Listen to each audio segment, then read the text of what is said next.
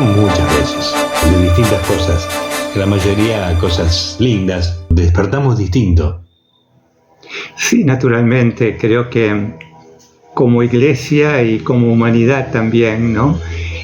Un sentimiento de dolor por lo que ha significado el Papa Francisco, no solo para la iglesia, sino también para la humanidad, ¿no?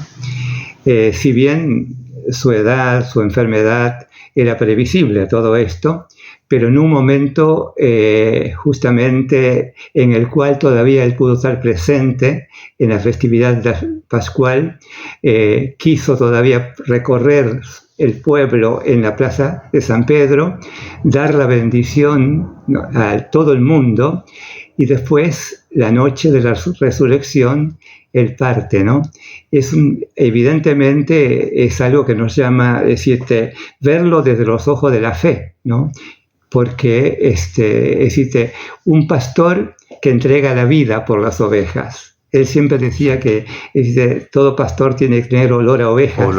Y él lo fue y lo demostró, ¿no es cierto? Es un signo evidente que Dios quiso dar también a la iglesia y a todo el mundo, de que como Papa, como jefe de la Iglesia Católica, entregó la vida por la humanidad, ¿no? Sí. Eso es un poco todo, ¿no? ¿Y vos tuviste la oportunidad de conocerlo como Jorge Bergoglio, de conocerlo, creo que por lo menos del Trébol, seguro, de la zona y de Santa Fe quizás, el que más veces tuvo la oportunidad de estar allí, en Roma? Evidentemente, sí. O sea, yo conocí a Bergoglio aquí en Argentina en 2 o 3 oportunidades y no tuve la posibilidad de saludarlo, pero sí de participar de la misa que él había celebrado. Una vez en el Congreso Eucarístico en Corrientes, lo recuerdo perfectamente, que celebró la misa, y bueno, estaba participando. Luego en el Luna Park, no recuerdo bien el año, cuando vino la fundadora del movimiento de los focolares, Chiara Lubich, él ya era cardenal y celebró la misa el día de Pascua para nosotros, que éramos unas 10.000 personas de todo el Cono Sur, ¿no? Que nos habíamos reunido por la venida de Chiara precisamente, ¿no? Esas fueron las veces que lo vi, participé de las misas, y después, lógicamente, que cuando estuve en Roma, ¿no?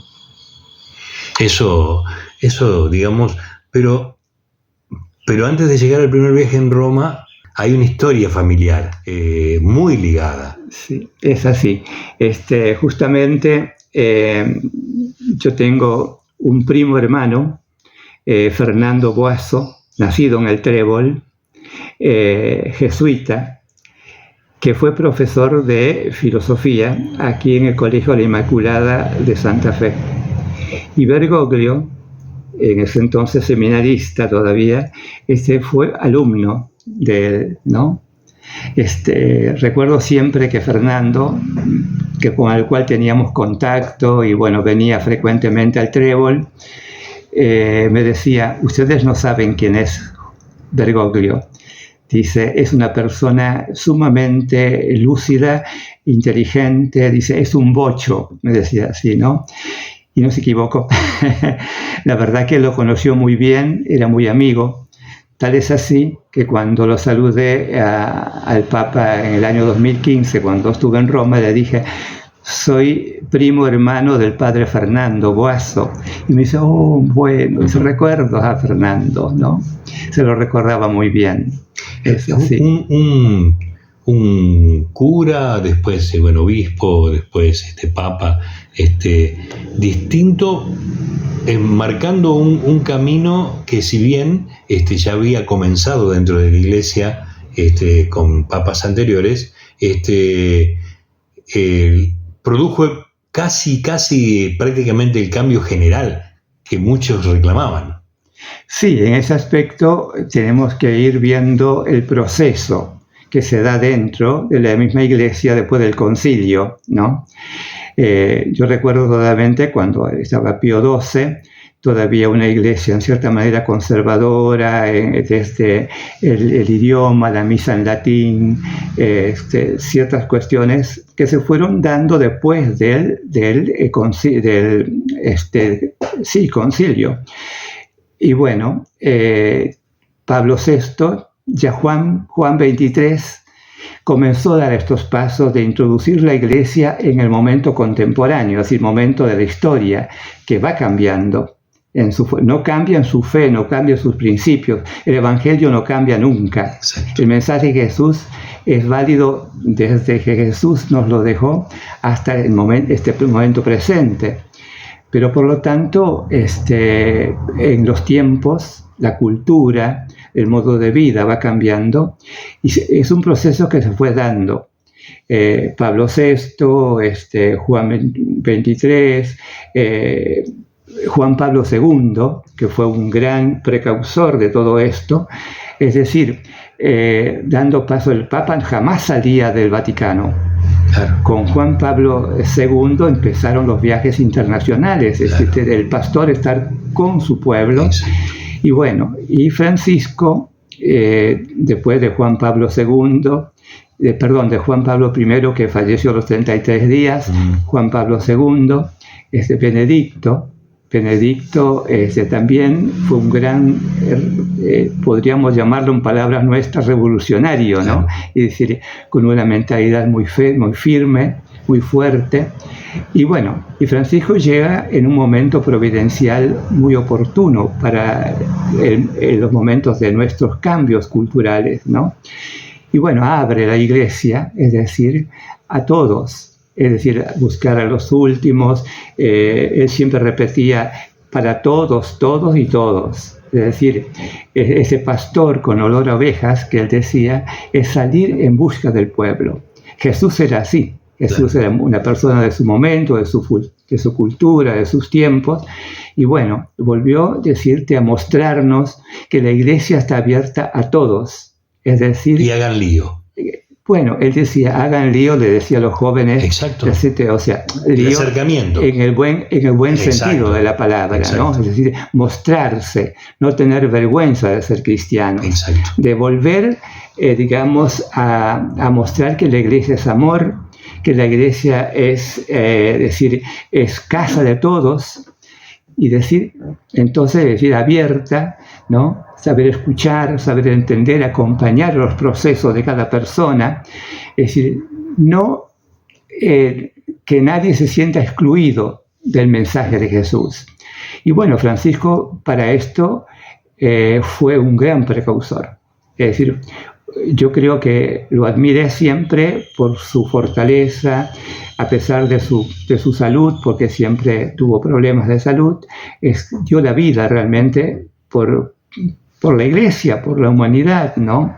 Arriesgando también en sus viajes en lugares donde otro papa no había ido, es decir, tenía proyectos de viajes futuros.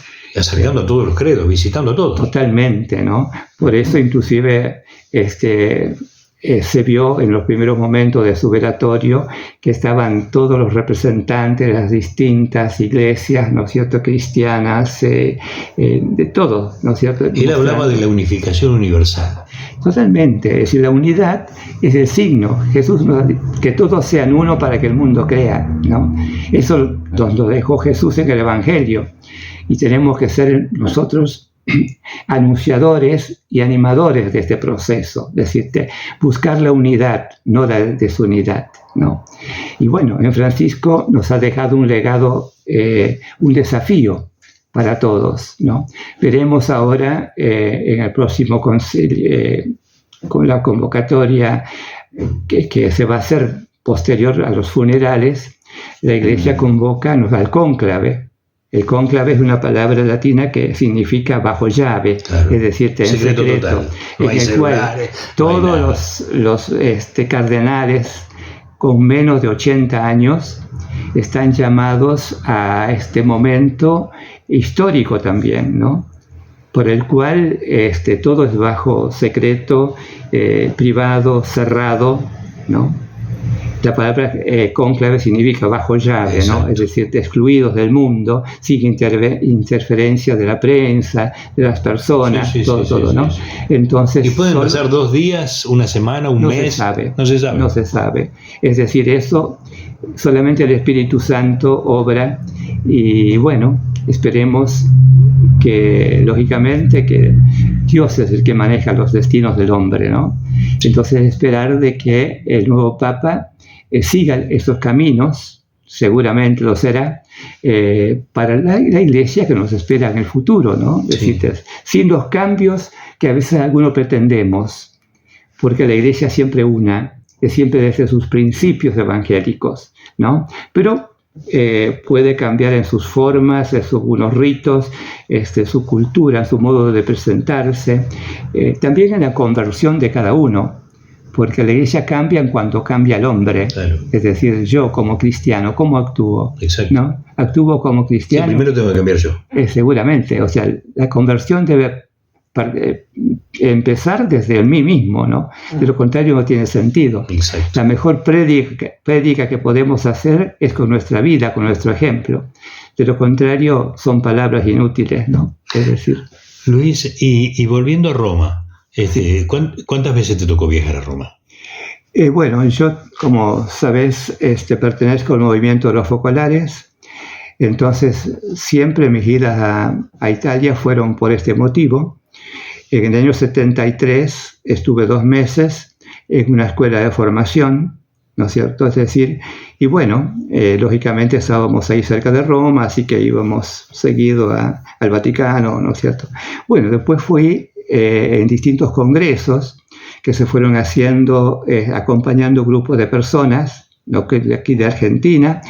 Y bueno, siempre cuando hemos ido, hemos visitado el Vaticano, lógicamente, hemos dado audiencias con el Papa, ¿no? Y solo que en la última que fui, en el año 2015, tuve el privilegio de estar muy cerca, es decir, un lugar en el cual es reservado para representantes de algunas delegaciones. Y entre otros fui elegido para estar en ese lugar. Y cuando el Papa termina de dar su catequesis habitual, ¿no? Que se daba en la plaza de San Pedro, se acerca y saluda a todos los que están en ese lugar. Y bueno, así tuve la oportunidad de saludarlo, de conversar unas palabras con él. Ya con Juan Pablo II había tenido la misma posibilidad, porque él era muy conocedor del movimiento de los focolares. Y recuerdo que cuando termina la audiencia, bueno, la gente empezó a disgregarse de la plaza y nosotros, como buenos bochincheros y argentinos, seguíamos cantando, ¿no? Y se arrima un guardia suizo y me dice en italiano, dice, ¿ustedes son de los focolares? Digo, sí, el Papa quiere saludarlos, ¿no? Bueno, imagínense, fue una emoción, pues todos éramos en ese momento un grupo de 20 personas más o menos. Fuimos frente a la basílica, el Papa nos estaba esperando, y entonces, bueno, ahí estuvimos saludándolo, y fue un viaje previo a que él viniese de Argentina. Claro. Entonces yo recuerdo que le dije, Santidad, lo esperamos en Argentina. Y dice, allí estaré, me dijo Juan Pablo, ¿no? Sí. Así que bueno, son cosas que te marcan la vida, sí. Naturalmente, sí, porque sí. Bueno, no son privilegios, son gracias que Dios te da también, y a la cual en estos momentos uno recuerda más que nunca, ¿no? Sí, porque cuando uno llega a una etapa de la vida, hace un proceso retroactivo, ¿no? De todo lo que ha vivido, de todo lo que Dios también te ha dado. Y bueno, estos son recuerdos que te marcan la vida y el alma, ¿no? Son los buenos que quedan grabados para siempre. Así es. Así que doy gracias a Dios, ¿no? Por estos regalos que me ha dado.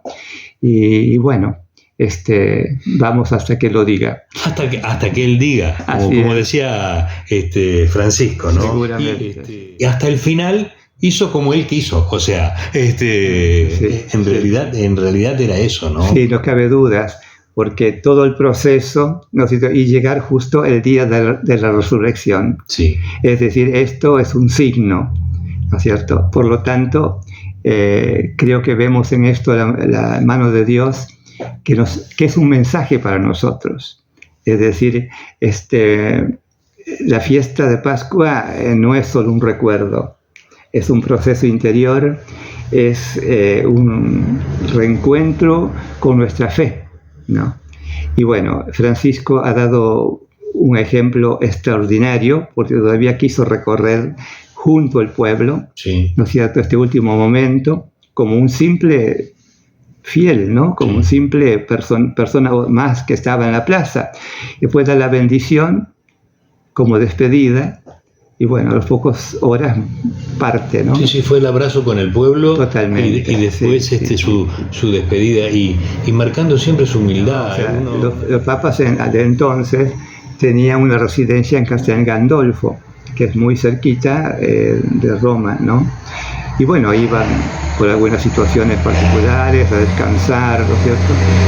Y bueno, él quiso fijar su residencia en Santa Marta, es decir, un departamento en el mismo edificio del Vaticano. Claro. Es decir, no salir de ahí. Sí, sí, Porque sí, tenía sí, su sí. oficina ahí, ¿no es cierto? Tenía sus audiencias. Y bueno, eso nos demuestra quién era Francisco, ¿no? Sí, no pudo venir tampoco a la Argentina y yo creo que también sabía que podía marcar una situación de más grieta todavía en ese momento Sí. especial que Seguramente. vivió y vive la Argentina. Sí, naturalmente, bueno, él lógicamente que seguía muy de cerca Sí. los acontecimientos de Argentina. No no recibió cabe a todos duda. los presidentes iguales. Totalmente, o sea, él perdió incluso su propia nacionalidad es lógico, él es el Papa, Es el Papa. es el jefe de la Iglesia Católica y del mundo, ¿no? Sí, sí. Por lo tanto, damos gracias a Dios por habernos regalado un Papa argentino y que ha marcado una historia, ¿no es cierto?, en la Iglesia y en la humanidad. Mostrarme las fotos. Mostrarme estas fotos y ¿qué te acordás de ese momento?